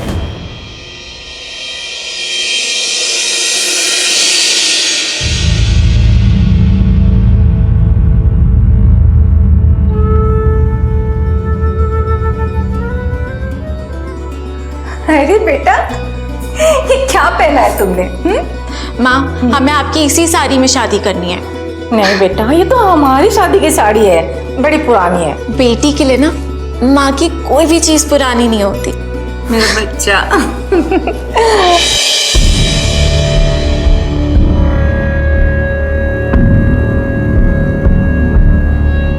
आपने मेरी बेटे के साथ जो किया उसके लिए मैं आपको कभी माफ नहीं करूंगी।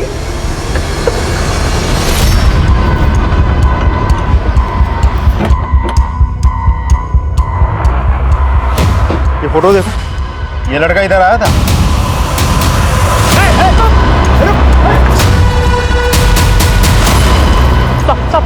सब मारना मत, सब बताता हूँ सब। अरे साहब, क्या हुआ? भैया जरा देखो। आपको तो बड़ी चोट लगी है साहब, अस्पताल जाओ ना साहब। मुझे पता देकर जाओ, मैं गाड़ी बनवा के भिजवा दूंगा सर। नहीं भैया, एक काम करिए, आप अभी देख लीजिए, मैं वेट कर लूंगा यहाँ पर, कोई प्रॉब्लम नहीं है।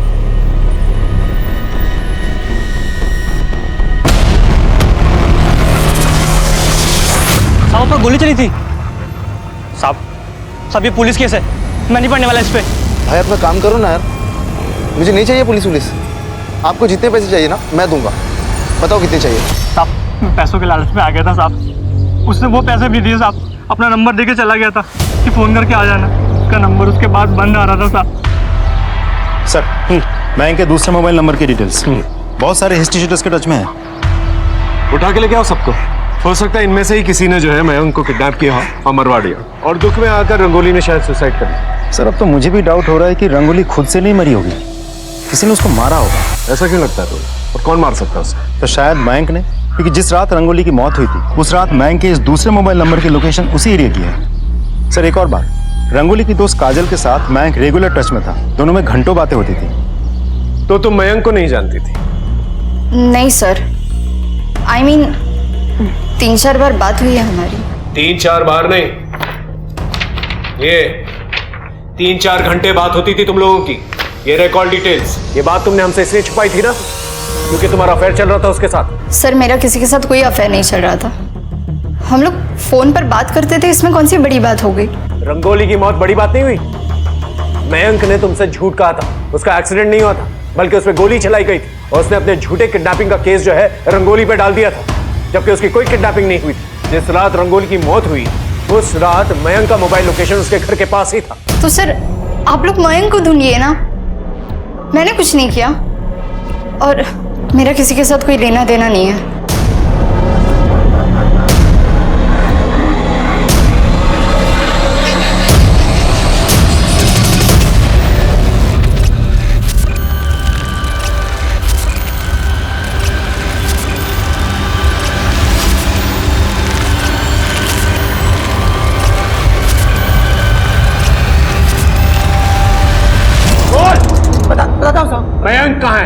मुझे तो नहीं पता, लेकिन कभी कभी वो सट्टे के लिए आता था साहब। और इकबाल कादरी उसकी काफी दिनों से तलाश में था। उसने 50 लाख रुपए लिए थे उससे। ये इकबाल कादरी चाहिए मुझे। सर एक डेड बॉडी मिली है। बॉडी 80% जल चुकी है और बॉडी के पास से हमें ये वॉलेट मिला। लगता है इसे मारा कहीं और गया है और जलाया कहीं और गया है। मिसिंग कंप्लेंट से पता करो, पर्स में चेक करो क्या है। सर ये तो मयंक की आईडी कार्ड है।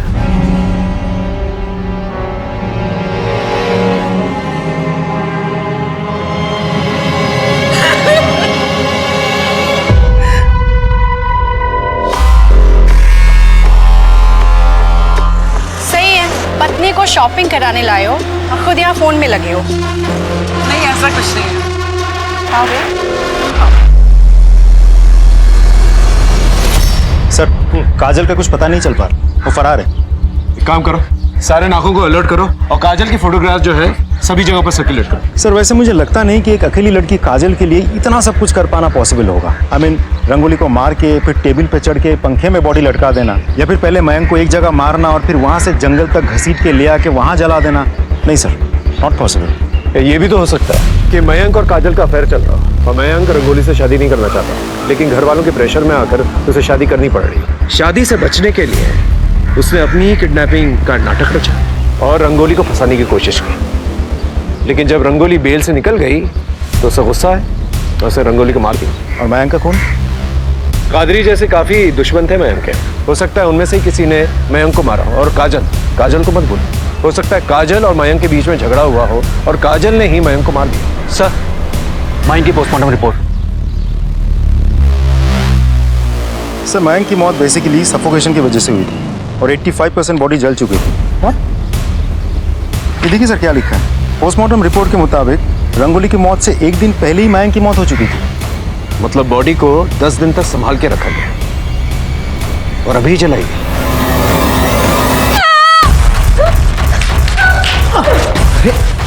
क्या हुआ बेटा? बेटा घबराओ मत, मैं तुम्हारे अंकल जैसा ही हूँ। बोलो, बताओ क्या हुआ? बोलो बोलो। सोमो अंदर जाओ। जी कहिए।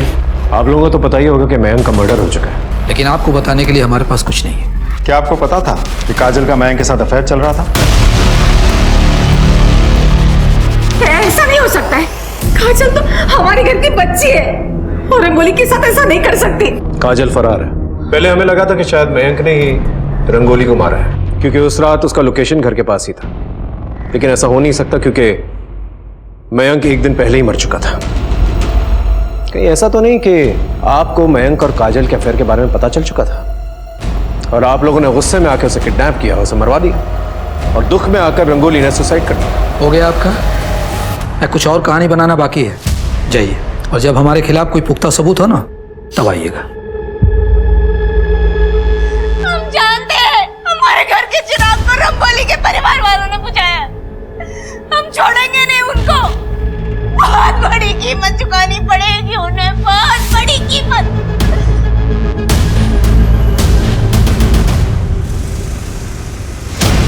अरे सोमू बेटा, छुट्टी हो गई? हाँ पहचाना मुझे? पुलिस अंकल, ये देखो मैं तुम्हारे लिए चॉकलेट लेकर आया हूँ। लो लो लो। हाँ फ्रेंड्स, गुड बॉय। अच्छा सोमू, एक बात बताओ, तुम अपने रंगोली बुआ से बहुत प्यार करते हो ना? इस रात क्या हुआ था रंगोली बुआ के साथ? ना ना ना ना, डरो नहीं डरो नहीं डरो नहीं बेटा, सिर्फ इतना बताओ कि वो आदमी कौन था?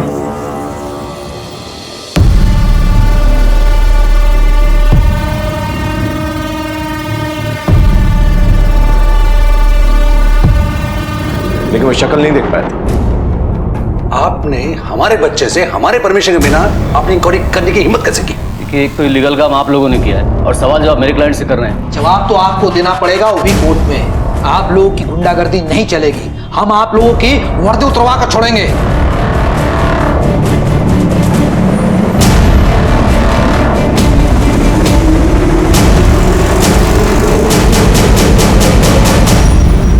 मैम, आशा के कांटेक्ट में तो कोई भी नहीं निकला जो अस्थमा का पंप यूज करता हो, और हमने इतने सारे केमिस्ट पर पता किया, लेकिन कोई इन्फॉर्मेशन नहीं मिली।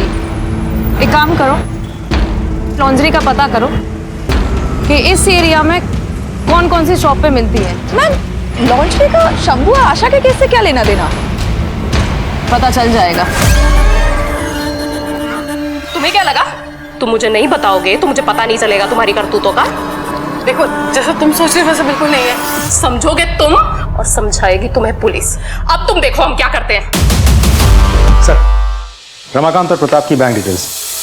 सगाई से 1 महीने पहले रमाकांत ने प्रताप के अकाउंट में 40 लाख रुपए ट्रांसफर किए थे। 40 लाख रुपए? Yes sir. एक और अजीब बात है सर, जिस रात रंगोली की मौत हुई थी कि अगले दिन सुबह सुबह प्रताप ने अपने अकाउंट से 10 लाख रुपए निकाले थे। हाँ, मैंने प्रताप को 40 लाख रुपए दिए थे। हमारे सीमेंट के बिजनेस में काफी दिनों से घाटा चल रहा था, लेनदारी बहुत बढ़ गई थी, इसलिए मैंने रमाकांत से 40 लाख रुपए उधार लिए थे। रंगोली की मौत के 1 दिन के बाद आपने अपने बैंक अकाउंट से 10 लाख रुपए निकाले थे, क्यों? वो माल मंगवाना था, कैश पेमेंट करनी थी। 1 दिन पहले आपकी बेटी मरी थी और आपको कैश पेमेंट की फिक्र थी। जिसको मरना था वो तो अपनी मर्जी से मर गई, उसके पीछे काम थोड़ी ना रुकता है। जिसे कैश पेमेंट दी थी ना आपने, उसके सारे डिटेल्स चाहिए मुझे। सर, प्रताप का क्लाइंट कह रहा है कि उसने प्रताप से 10 लाख रुपए लिया था। तो प्रताप के कहने पर झूठ भी बोल सकता है। इस केस से जुड़े हुए जितने भी लोग हैं उन सबकी बैंक डिटेल्स निकालो, पता करो किसके अकाउंट में 10 लाख रुपए ट्रांसफर हुआ। जी सर।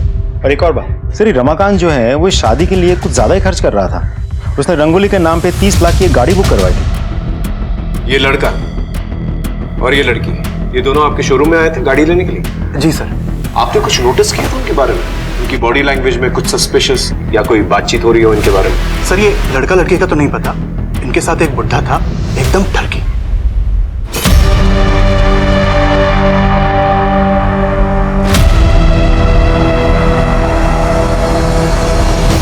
इसका मतलब रमाकांत की बुरी नजर थी रंगोली पे। एक बार बात करें सर? कोई फायदा नहीं, मुकर जाएगा। और वैसे भी कोई सबूत नहीं है हमारे पास उसके खिलाफ। सारा जमीन तो पहले ही बेच चुका हूँ, अब घर और दुकान नीलाम होने की कगार पे है। अगर तुम चाहो तो मैं तुम्हारी मदद कर सकता हूँ। कैसे? 30 लाख काफी है अभी के लिए? चलो 40 लाख, लेकिन उसके बदले में मुझे कुछ चाहिए। क्या चाहिए? रंगोली चाहिए। रंगोली? मतलब मयांक से शादी करके विदा कर देना और फिर गांधी जी के बंदर की तरह आग काल मुंह बंद कर लेना। क्या?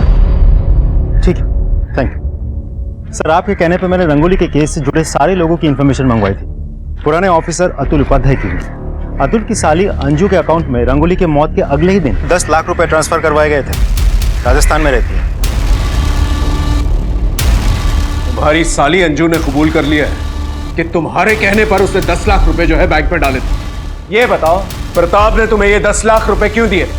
सर, रंगोली का रेप हुआ था, बस इसी बात को छुपाने के लिए प्रताप ने मुझे 10 लाख रुपए दिए थे। लेकिन पोस्टमार्टम रिपोर्ट में तो कुछ और लिखा था। सर, गलती मेरी नहीं है, अतुल सर ने मुझे बहुत प्रेशर दिया था। आई मेक श्योर तुम लोगों को सस्पेंड किया जाए और तुम सबके खिलाफ जो है ना कार्रवाई हो।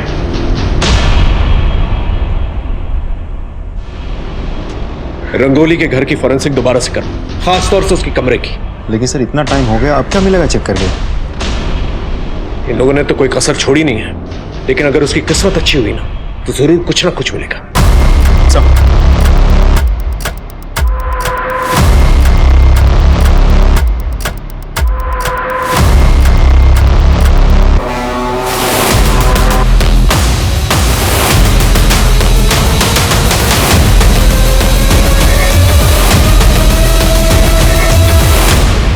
ये मिला सर।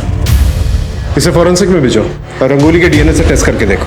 हो सकता है रेप होते वक्त रंगोली का दांत टूट गया, या फिर ये रेपिस्ट का भी दांत हो सकता है। रेप किसने किया था?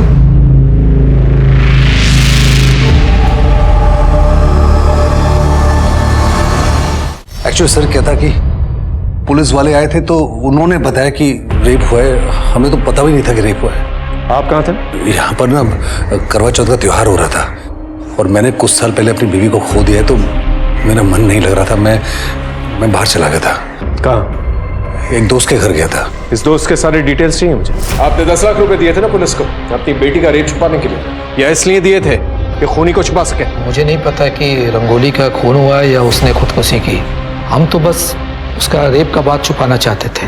रमाकांत ने 40 लाख रुपए यूं ही तो नहीं दिए होंगे आपको? देखिए अब आप क्या बोल रहे हैं, मुझे कुछ समझ में नहीं आ रहा है।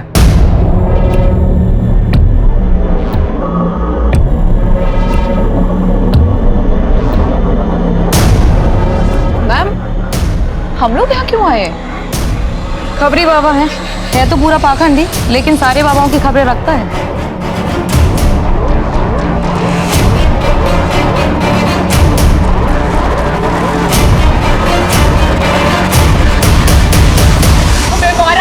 अरे हमने तो छोड़ेंगे नहीं, झूठ के बोल रहे हो। छोड़ेंगे नहीं, तुमने नहीं मारा, तुमको छोड़ोगे नहीं, खा लोगे।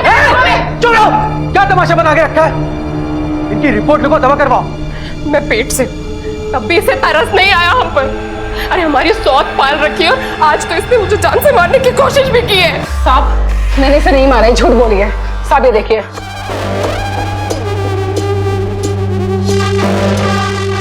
साहब हम एक इज्जतदार आदमी है, आईटी कंपनी में जॉब करते हैं। इसने जिंदगी मेरी तबाह कर दी थी तो कर ली मैंने दूसरी शादी। साहब हमने भी डॉक्टर से टेस्ट करवाया था, हम बाप नहीं बन सकते हैं। तो एक बच्चा कहां से आ गया? अब इस बात को यही खत्म करोगी या आगे बढ़ाओगी? वो दांत रंगोली का नहीं था, हो सकता है रेपिस्ट का हो। ऐसा भी हो सकता है कि रेप के बाद रंगोली ने सुसाइड कर लिया हो, या फिर यह भी हो सकता है कि रंगोली का खून किया गया। तो देखो, ये रंगोली के हाथ में कलर लगा हुआ है और यहाँ फांसी के फंदे पे कहीं पर भी कलर नहीं। सर ऐसा भी तो हो सकता है कि रंग सूख गया हो। रंगोली ऑयल पेंट करती है और ऑयल पेंट सूखने में काफी वक्त लगता है। अगर रंगोली ने दुपट्टे से फांसी का फंदा बनाया है तो कहीं ना कहीं ऑयल पेंट के निशान तो होने चाहिए, लेकिन कहीं नहीं। इस दुपट्टे को दोबारा से जो है फॉरेंसिक के लिए भेजा। ओके सब। वो दांत अगर रेपिस्ट का है तो उसे चोट तो जरूर लगी, आसपास के डेंटिस्ट से पूछताछ करो। और अब रंगोली के कांटेक्ट में अगर कोई डेंटिस्ट है तो उससे भी पूछताछ करो। सर, काजल को गांधीनगर एरिया में देखा गया है। उस एरिया में सबको अलर्ट करो जल्दी। Yes sir.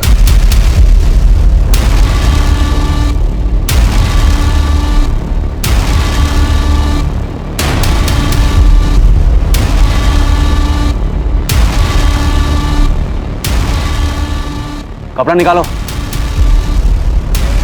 ए, बाहर निकालो इसे।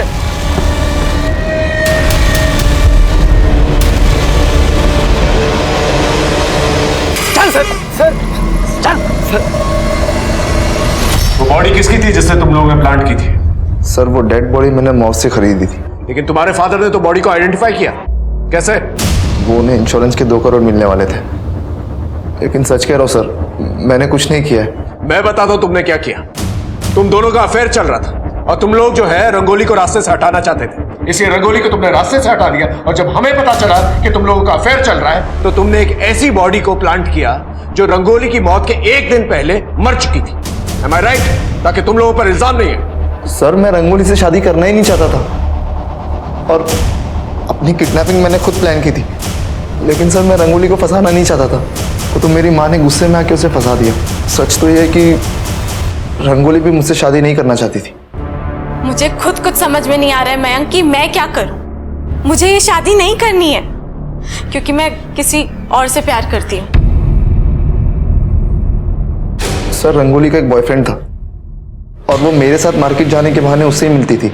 कौन था उसका बॉयफ्रेंड? सर नाम नहीं जानता, लेकिन मेरे फोन में उसकी एक फोटो है। इसका फोन दो, दिखा।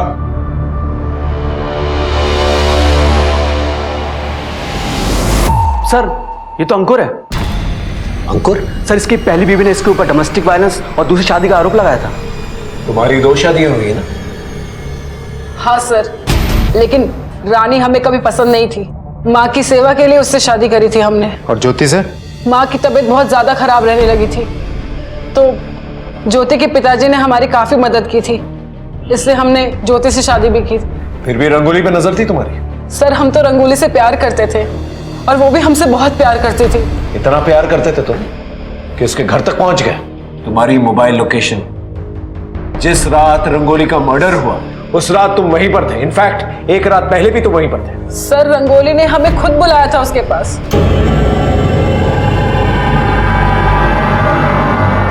अंकल मुझे बहुत डर लग रहा है। मयंक को पता नहीं किसी ने अगवा कर लिया है।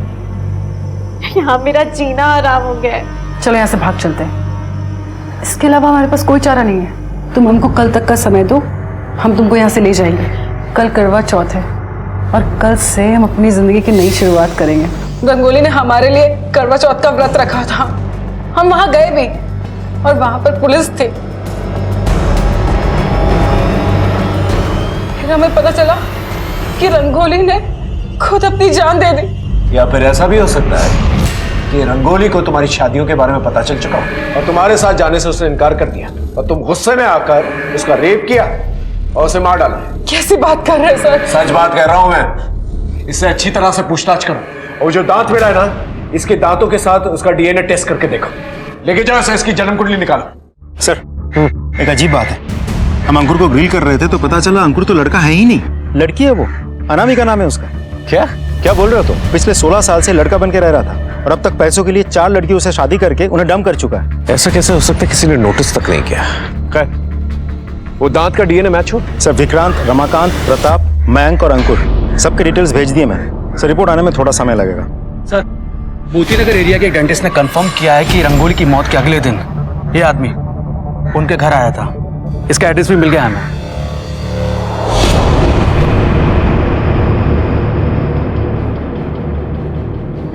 अरे सुनो, ये जो बंद घर पड़ा हुआ है, ये किसका है? पता नहीं सर, कल भी पुलिस अफसर आई थी, अपना नंबर देके गई हैं, बोल रही थी कोई आएगा तो बताना। पुलिस ऑफिसर जी? हाँ सर, मैं वहां गई थी। Sir, he is a serial killer. Serial killer? Yes sir. पहले ये पुलिस में था। सबसे पहले इसने कांस्टेबल की बेटी का रेप एंड मर्डर किया। सर, इसे सजा भी हुई और ये जेल से भाग भी गया। और सर, उसके बाद ये अलग अलग जगह नाम और हुलिया बदल कर रह रहा है। 8 लड़कियों के साथ रेप एंड मर्डर कर चुका है। इससे पहले नेत्राहाट में लाली का रेप भी किया। उस वक्त उसके भाई शंभू ने देख लिया तो इसने शंभू को भी मार डाला। सर, इसने लाली के ऊपर भी अटैक किया था लेकिन लाली बच गई। सर, ये देखिए सर, ये ऐसी लॉन्जरी पहनता है और अस्थमा पंप भी यूज करता है। सर, और तो और इसने बाबा बनकर कई रेप भी किए हैं। किसी ने इसे अभी तक आइडेंटिफाई नहीं किया? सर, मैंने किया है। सर, इसने सीरियल किलर को पकड़वाने के बहाने मेरे साथ रेप करने की कोशिश भी की थी।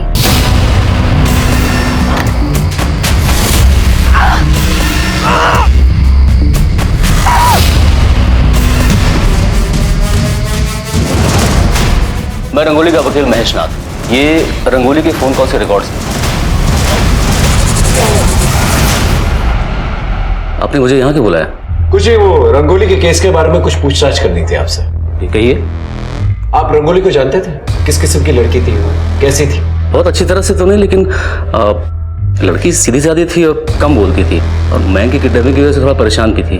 हम श्योर वो जैसी भी थी लेकिन कोई क्राइम नहीं कर सकती थी कभी। उसने तो कोई क्राइम नहीं किया, लेकिन आपने क्राइम जरूर किया।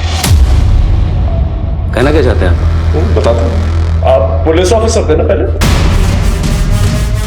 लॉयर कैसे बन गए?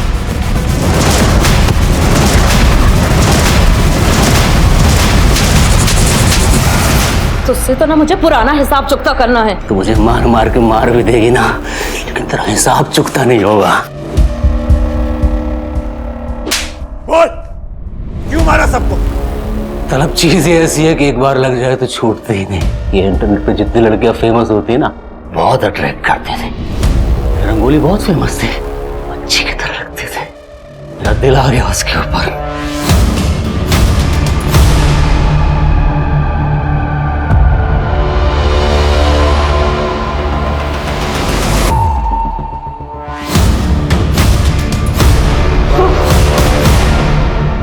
सब टेरेस पर है। तभी तो मैं यहाँ हूँ।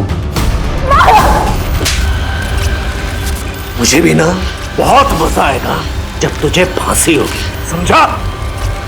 लेके जा उसे। महेश जैसे अपराधी को इंसान बुलाना पूरी इंसानियत को शर्मिंदा करने के बराबर है। महेश एक हैवान था और उसे मासूमों की जिंदगी से खेलने का शौक था। वैसे हैवानियत प्रताप और रमाकांत दोनों ने दिखाई थी। प्रताप ने अपनी बेटी रंगोली का सौदा किया था और रमाकांत रंगोली को अपने घर की बहू बनाकर उससे अपनी हवस की प्यास बुझाना चाहता था। देखा जाए तो रंगोली की जिंदगी में परेशानियों की कमी नहीं थी, लेकिन भंवर में फंसे होने के बाद भी रंगोली ने हिम्मत नहीं हारी। रंगोली इन सब से निकलने के लिए प्रयास कर रही थी। शायद वो बचकर निकल भी जाती अगर उसके ऊपर महेश की बुरी नजर नहीं पड़ती। अब सवाल ये उठता है कि महेश जैसे अपराधियों से बचा कैसे जाए।